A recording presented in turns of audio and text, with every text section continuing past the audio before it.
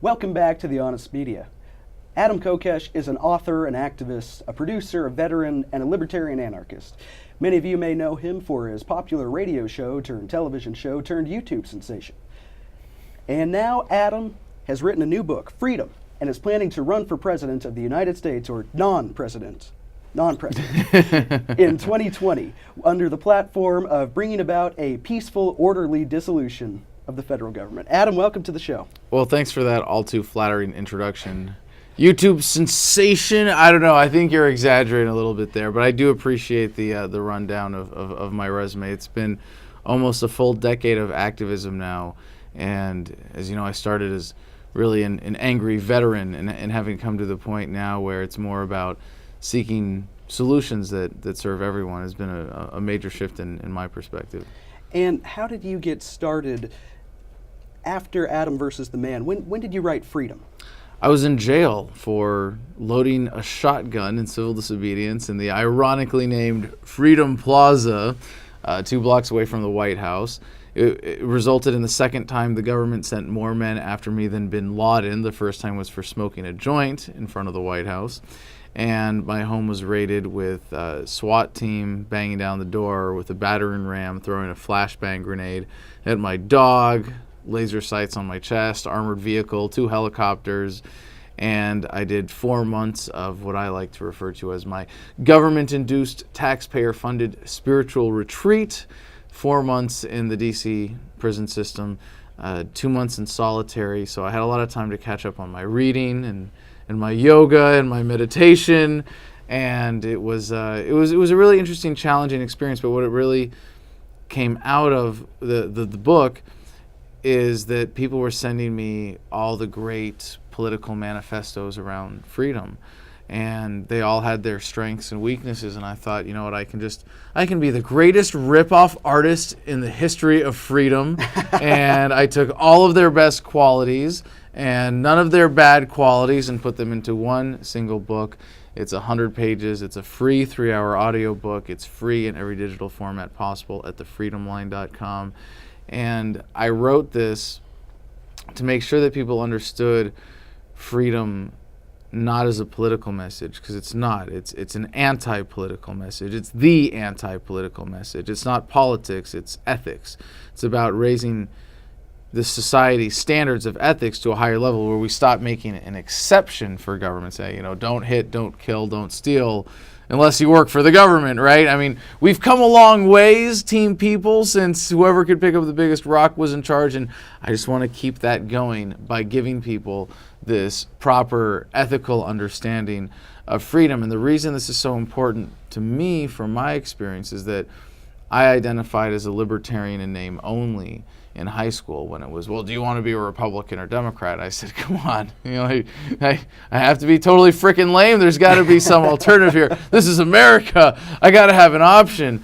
And I was taught libertarianism as socially liberal, fiscally conservative, and it didn't stop me from enlisting in the Marine Corps. It didn't stop me from volunteering to go to Iraq, and it didn't stop me from torturing people and helping to kill people while I was in Fallujah. And that's why I'm so passionate about making sure that this is understood as a philosophical, as an ethical concept, not as a political argument. And so you bring up a valid point, which is, I said anarchy earlier, and most of my viewers, maybe not most. Well, if I may respond to the semantics, then, as long as you bring it up, because I didn't object to the word in my introduction. I don't object to the word when it's defined properly. Right, that's where I was leading. Most people think maybe anarcho-communists. No, definitely not flag, that. Or they think, maybe they look up the dictionary and for some reason chaos comes in, and that's not what it is. Again, if you define your term. Well, it's the opposite of chaos when you talk about no rulers. Human beings trying to rule, trying to own other human beings. That's chaos, that's disorder, that's conflict, that's government. And anarchy, in its precise definition, means no rulers. Not no rules. We're talking about, in a sense, a higher standard of rules, a higher standard of ethics that doesn't say, well, if you have enough people who vote for your policy, then it's okay to do something unethical. No, ethics are a universal standard. And so if you embrace that, it is unethical to rule another human being. Right. And so I think you've made a great case for our viewers there. Now, I want to know, you're running for political office, though, to kind of get everybody to hold their hand up and say, yeah, let's get rid of this thing. And you're going to do so under what party? The Libertarian Party. The Libertarian Party. And so that means you're going to go up against somebody I think you and me both kind of love to hate, Gary Johnson. I have no hate for Gary Johnson. I can say in many ways we have our philosophical differences. I can say in many ways he's not the person that I would have selected. I endorsed John McAfee in the primaries against him. He's not who I would put forth. I don't as the face of the Libertarian Party, and he's not a libertarian in the philosophical sense. But I love Gary Johnson. Him and I go way back to when he was governor of New Mexico. He was supportive of me in my congressional run. He vetoed potentially, it depends on how you interpret the statistics, but more bills than all other governors combined during his 2 terms as governor. I mean, he is a man of integrity. I would say as a man of principle myself, he might need a little work on his consistency, but when it comes down to it, he's a man of principle as well. And I have no problem saying I hope he does very well and has a breakout year for the Libertarian Party in 2016. More importantly, if you want to get into the love to hate part, his candidacy, his platform, his message does not live up to the potential of what the Libertarian Party can do, does not live up to the potential of the message of freedom itself, which is you own yourself as a free, beautiful, independent human being. And that's the foundation of ethics. Therefore, it's immoral to use force or coercion against you in any way, whether it's me as an individual or me as a government enforcer or me as a politician or me as government itself, because I can claim to have a majority or some voting critical mass behind me as my excuse to do unethical things. And do you think it's productive maybe for a libertarian who isn't up to snuff, as you might say, on his classical reading or his contemporary, maybe what you do, what other scholars who have been called libertarian? Oh, hold on. Don't call me a scholar. That's definitely an exaggeration. What should I call you? Author's already a bit of an exaggeration. Rip-off artist, entertainer, goofball. Yeah, someone who's completely unfit to be president or hold any public office whatsoever. Yeah, some combination of that, sure. Fair enough. Now, do you think it's maybe a little bit counterproductive? I mean, I think it's going to make it easy for somebody like you to get some traction in 2020. Do you think it's counterproductive for somebody who strays from what can be called ideology? For Gary, I can definitely say it's a lot less productive, but I don't think Gary Johnson is counterproductive. Yeah, you can make lots of silly little subjective strategic arguments like that one way or another that can never be weighed out. And I think it's sort of useless speculation. What he's doing is carrying the libertarian banner. Like I said, I hope he does it well. I hope a lot of people who don't get to hear what libertarianism really is from Gary Johnson will go, well, he calls himself a libertarian. Let me find out what that means now, and that will bring them to a deeper understanding of the message. And then I want to get off Gary Johnson, but phrasing. But then, do you think you really need to get off the Johnson? I went there for you. I knew where you're going with that. We all need to get off the Johnson. There's been enough feels for this campaign. So enough feels. And now you've got me all off thinking about feeling Johnson. Uh-oh. Feel the burn. No, we're feeling too many things right here. Now, we'll skip that. It's enough on Gary Johnson. What do you think of the alt-right as an umbrella term? Do you think there is an overlap with libertarians? What do you think of the alt-right movement, if you can call it a movement? I mean, sort of another subjective term, but yeah, I think it's fair to call it a movement at this point. And I think it's a great gateway to libertarianism. I think there's a convergence happening. We like to joke, what's the difference between a statist and a libertarian? About 6 months. Right. Because that's how long it takes when someone goes, gee, there's something fundamentally wrong with government. Not just there's a criminal here or there or a bad policy or corruption, but like fundamentally wrong with government. And it only is a matter of time before they come to the conclusion it's not just this part of government, it's government itself. It's this idea of trying to control other human beings by force. Gee, that's always going to be detrimental to human happiness. How about that? And then when you realize that that's, based on universal principles, then you're a libertarian. And there are a lot of people now in the alt-right, and it's funny because there's this phenomenon that is the alt-right that is largely driven, and I watch as little news as I can get away with, so correct me if I'm wrong here, but that seems very much driven by the Trump campaign and yet very distinct from it ideologically. These aren't Trumpists. These are alt-righters who are dissatisfied with the Republican Party, who have some genuine conservative principles, some small government principles, and a lot of them, it's funny because it has drawn, and this is a bit of a disturbing trend, it has drawn people from the broader libertarian movement into it, but I think those are largely people who are just trolling for views, The honest media, trolling for views. Well, there is a legitimate temptation there with Trump, but as Craig and I were discussing just a minute ago here, there is the temptation, Hillary is so bad, have to go for Trump. But then there are a lot of people who would play that exactly the other way and with plenty of legitimate reasoning behind it. Oh my God, we have to support Clinton because it could be Trump. And I'm sorry, you're a sucker for the two-party system to be even falling for that, to not recognize that they're both so fundamentally statist, that the government is the answer to our problems, and they are going to continue the status quo. They are going to continue the massive ripoff of government. They are going to continue the general militarism and the corporatism of this government. And you can make arguments, again, sort of subjective, apples and oranges, what if this, what if that, well, if Clinton wins, if Trump wins. But to me, if either one of them wins, America loses again. And if we keep falling for this game, like, oh my gosh, it's a close race and you got to vote for one of the major party candidates or else we're all going to die, then we're never going to get real change. So even if I bought into all of the arguments for how Trump is better than Clinton or vice versa, I would still be saying, let's make the investment for the long term, for freedom, and vote for Gary Johnson, support the Libertarian Party, help build it for when we do get to a critical mass and we can get to a fundamental change, because that's not going to happen without a paradigm shift.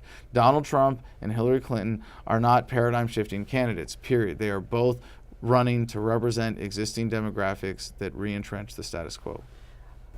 One question, and I don't want to go too far into Trump because we all want to sleep at some point.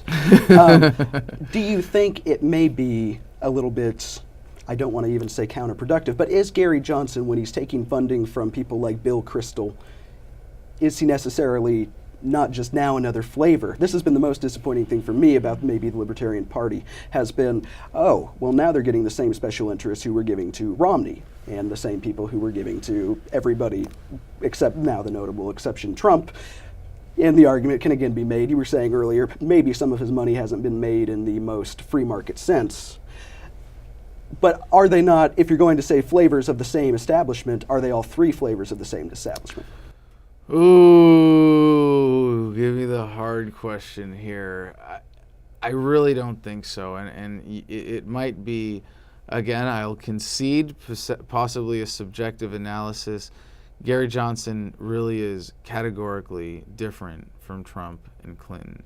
He might be a statist if you want to draw that hard line, but he is a man of integrity and would represent a significant shift in the governance of this country, in the paradigm of this country. He is, I will say, maybe barely, but he is a paradigm shifting candidate. If the country were to conscientiously go in the next couple of months and decide, yes, Gary Johnson is the candidate, we need to elect Gary Johnson to be our president, then it would be because there was a significant shift, at least in our attitude towards the two-party system of the American electorate. But again, where we go with this, where we build from this, what the opportunity that engagement in politics really represents for someone who is anti-political fundamentally. You're sick of politics, good, because I got the cure for that. I'm running for not president in 2020. That is, I'm running on the platform of the immediate abolition of the entire federal government. If you elect me to be president, I will not be president, at least not for any longer than it takes to go in and sign a single executive order initiating the administrative process of dismantling the federal government in a peaceful, orderly manner. This is how we actually strike at the root of the problem, is saying, you know what, we don't need this institution as a whole. How we move forward, it's good for everybody. Everybody wants localization. If you feel that you need to be governed, if you don't get that you own yourself, if you're not there yet, if you're not ready to just embrace the fundamental ethical message of freedom and you want to be ruled, wouldn't you rather be ruled more locally than from a distant capital? And what that provides is also an orderly transition out of this when a lot of people fear a collapse, and rightfully so. I don't think there's a single collapse scenario that we can't handle. I mean, if the dollar collapses, we've got Bitcoin ready to go. If the federal government collapses at one level, state and local governments can pick up the slack where they're providing legitimate services. If it's a natural disaster, we can handle it. If it's power grid going out, it's going to be regional, temporary upheaval at worst. But if the government itself collapses, that is something that could lead to a lot of unnecessary suffering. And what we are offering when you apply ethical principles is that it makes things immediately good for everyone. So you eliminate the federal government, and we can do it in a way that doesn't pull the rug out from underneath anyone. Now this is, and I don't know how logical it is, but this is oftentimes the big status $64,000 question for a libertarian. So who will build the roads? No, I will. I just built a road, actually. I own a piece of property in Arizona. Well, no, but of course. One man and a backhoe. And that's the easy argument. It's like, well, people who need the roads are going to go pay a guy, like Road Builder 2021. Thank you. Kokesh 2020. I built a road. It's my entire platform right there. He'll be the government. The government. One guy, I'm Mr. President. And we can give him voluntary parades. But well, I actually live in a neighborhood. I live in Juniper Wood Ranch, Arizona, where all the roads are privately maintained and privately owned. And we have we had a private road. In Wichita, we had a private road that was so nice. After it was built, the government said, we're going to have to take that. But maintenance-wise, still on you. Still on you. They actually make the poor guy pay maintenance on a road he doesn't own that he built. But it's national defense. And of course, I'm not saying that the government is going to disappear overnight. All our soldiers are gone. And you've been in the Middle East, and you know that whether or not the enemies are ones we created, yes, or people who, for whatever reason, woke up and decided to kill other people, maybe a little bit. Do you think that the free market can adequately and quickly compensate for whatever good the United States military may or may not do? Well, the question is based on a very severe misunderstanding, which is that having a military makes us safer. It actually makes us less safe. And if your fear is being invaded, you think about the myth of war. We've been taught that countries go to war with other countries, and it's not true. Governments use violence to expand their protection rackets, and that is a far more accurate description of what war really is. So when you as a society say to a government, yes, we would like your protection monopoly services, we would like to be taxed, we would like to be suckers of your extortion racket, then it sends a strong signal to other governments, hey, those people like to be governed. Those people are going to be good, submissive tax cows for us.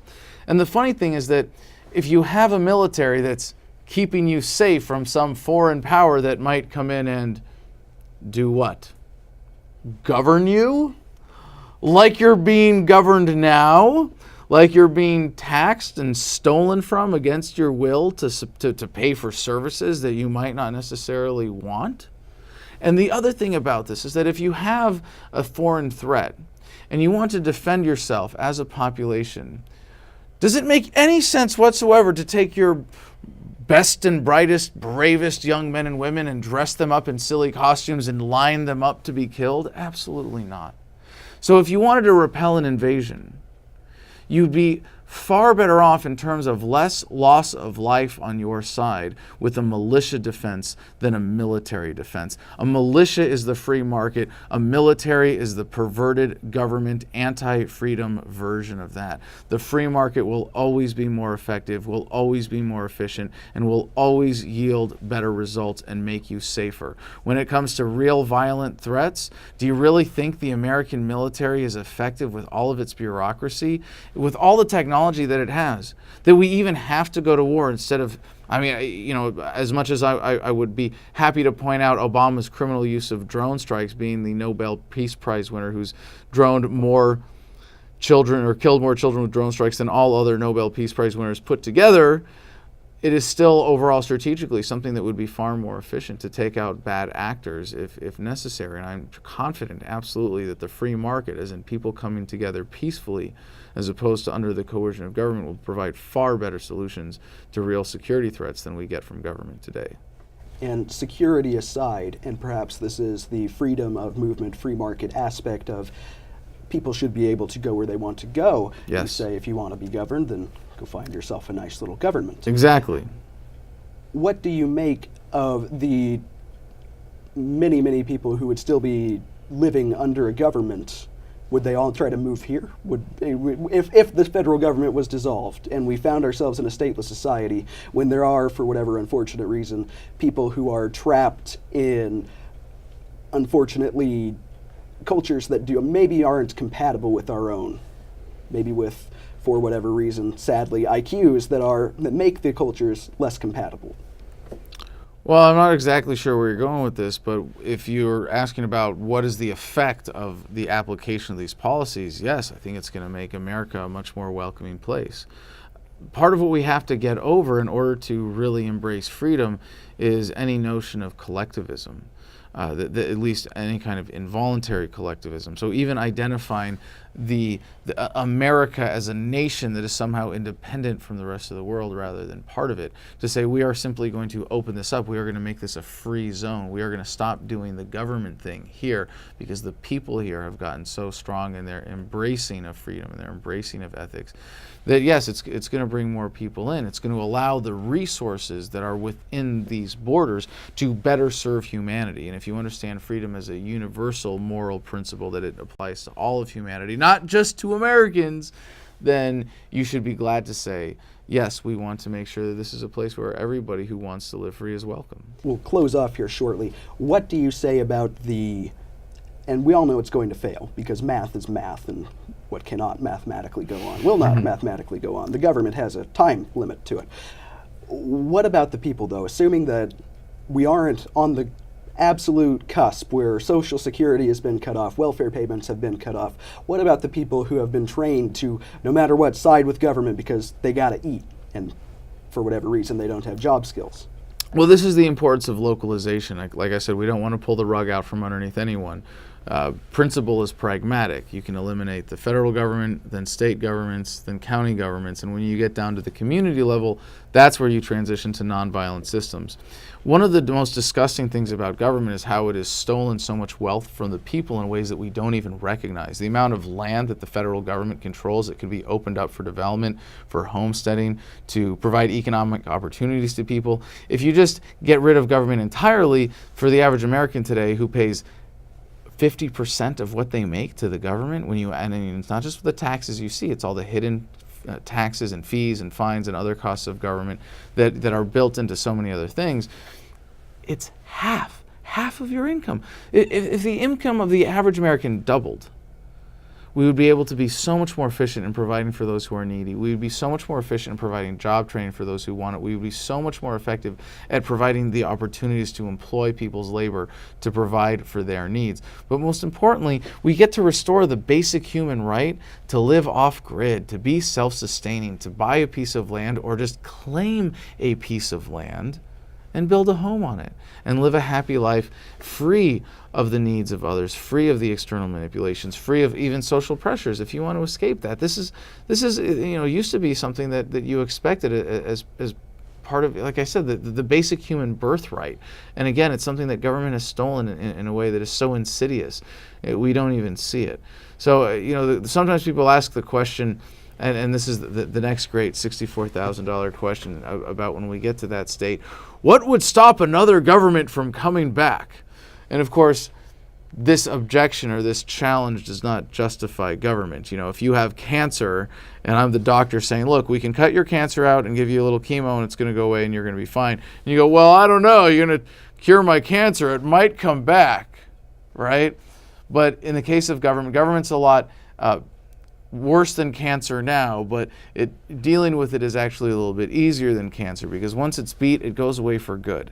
When you get to that state where people are enjoying a society free of the costs imposed by a violent central authority, in order for another government to come about, there would have to be a certain social buy-in and support and all of that for that. And in order for that to work, you have to have someone willing to go up and give a speech saying, hey, remember when we had all those wars? Remember when we had the police state and the regulatory state and welfare and Obamacare? And remember how great that was, getting taxed half of your income every year? Let's go do that again.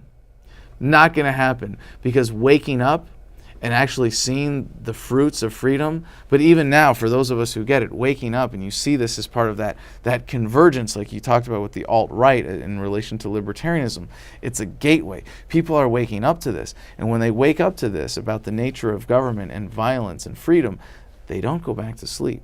It's a one-way street. It's a one-way process of raising awareness and moving humanity forward, and we are very, very fortunate to be living in very exciting times.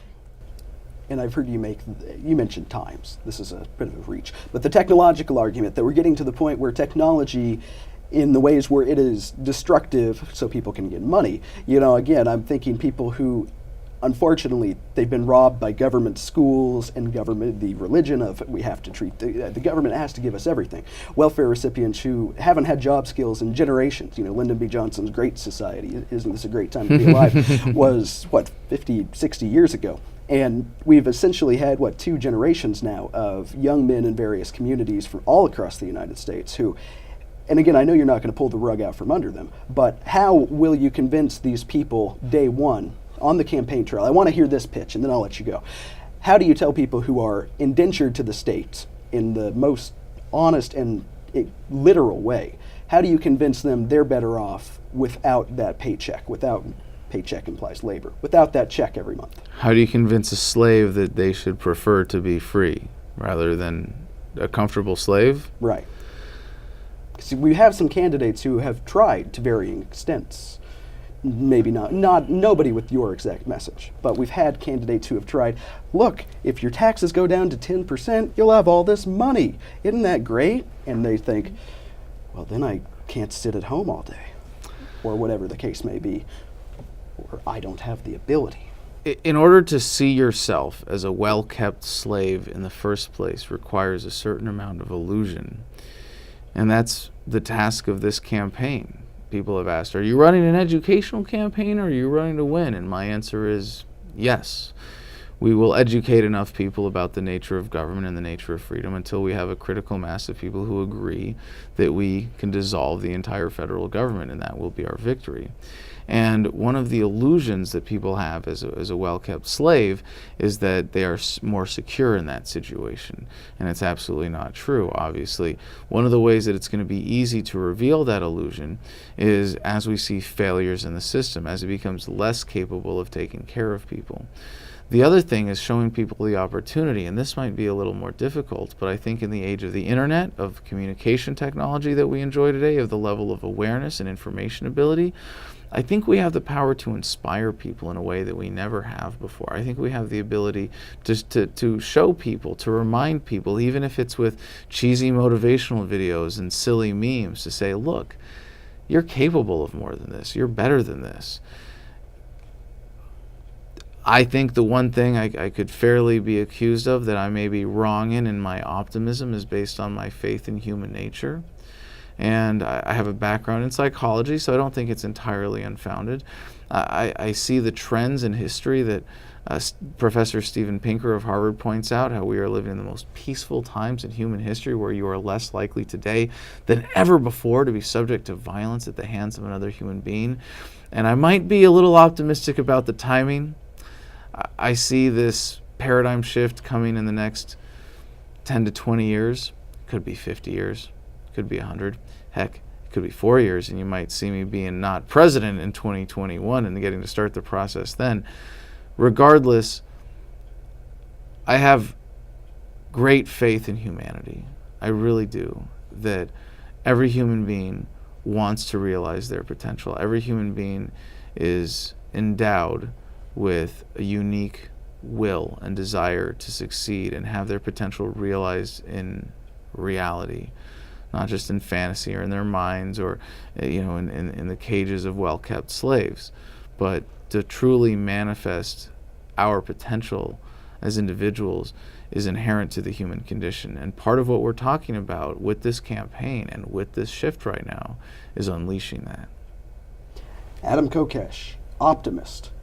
Now, tell us, where can we find you? Where can people find your literature, your audiobooks, your videos, if you still produce them? Yes, thefreedomline.com, thefreedomline.com. You can find everything about me there and things you never even wanted to know. You can find my YouTube channel, all my social media presences, and you can get our book, Freedom, for free in every digital format possible, including as an audiobook. So I would very much appreciate it if you would check that out and then send me an email, adam@thefreedomline.com. Let me know what you think. It's been amazing to see how this book is taking off. You mentioned YouTube. I recently hit 50 million views and 200,000 subscribers, and I'm used to YouTube videos and Facebook status updates and memes, and now it's a book, and it's really slow by comparison. But now it's been out for 2 years, 2 million downloads, and it's fourth printing now. People are taking this book and sharing it because it's the easiest way to take someone from zero to I get it and share this message and share these values and wake someone else up. So it's beautiful to see that people are taking this up as a tool and using it. So to answer your question, thefreedomline.com or thefreedomline.com. All right. Well, thank you so much for joining me today, Adam. My pleasure. All right. This is The Honest Media. I'm Tom Pappert.